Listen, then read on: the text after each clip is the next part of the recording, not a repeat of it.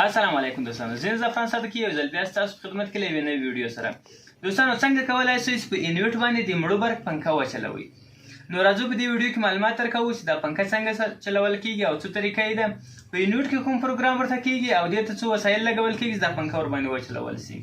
نو راځئ په انویټ کې پروګرام درته ښیو. انویټ ته موږ برق ورپرې ایښی ده، 50,000 تاسو ته ښکارېږي چې ولاړ دی. اوس یې پروګرام ورته کوو. دا باید له 380/220 ته واړوو. دا پی سی پر راځي. اول ستاسې کله پی ار جي بټن ورته وول پی سی پر راځي یا پی او ورته وایي. دا به پی 2 ته ورسوئ. کله چې پی 2 کې راوستل، پی 2 به په دې بټن باندې انټر کړئ، یعنې اوکې به یې کړئ. کله چې دا اوکې کول، پی 2 0 دا د سر 0 به 4 ته ورسوئ. کله چې دا 4 ته ورسول، پی 2 0 4 شو ښه، دا به اوکې کړئ. دغه ولټیج دا هغه ولټیج دی چې له انویټ څخه د باندې وځي. نو د موږ پنکې چې دي د هغو لپاره موږ اډاپټر لګوو چې 220 ولټه برق هغه اخلي. نو موږ به دا 220 کړو.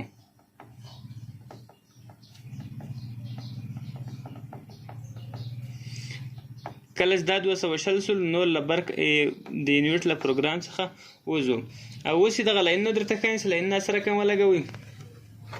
دا دوه هغه لاینونه دي، دا په ار ټی باندې چې لګېدلي، دا د پاور لاینونه دي چې له انویټ ته برق ورننوځي، یعنې د شمسیانو برق راځي، هغه دوه دا دي.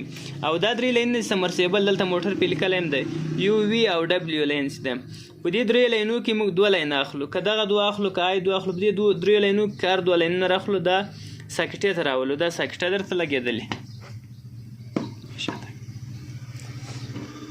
له دې لاین څخه دا ساکټه لګېدلې.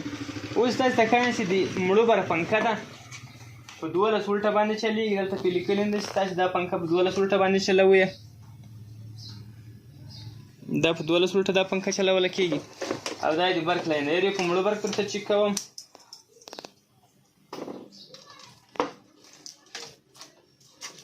په دې باندې اوس دا چیکوو چې دا پنکه سټارټ کړو.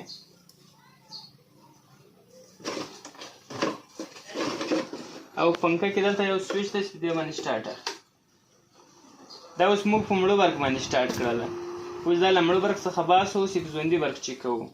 نو دا لاین چې دی دا د بیټرۍ لپاره راغلی چې 2 کلیپانو سره دی. او دا لاین ده، دا لاین دلته لګېدلی. دا داسې ځینې وباسو.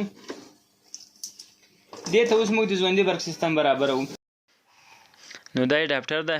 د ویډیو خپل غږ مې کټ کړو. ویډیو مې یو څه تیزوله، ویډیو لویېږي.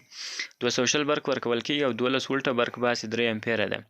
دا اوس پنکې ته لګوو او اډاپټر ته برق ورکوو چې څنګه کېږي. د لاین ساکټ اډاپټر ته اچوو او انویټ سټارټوو. ساکټه کې غمی تاسو ته ښکارېږي چې برق رال.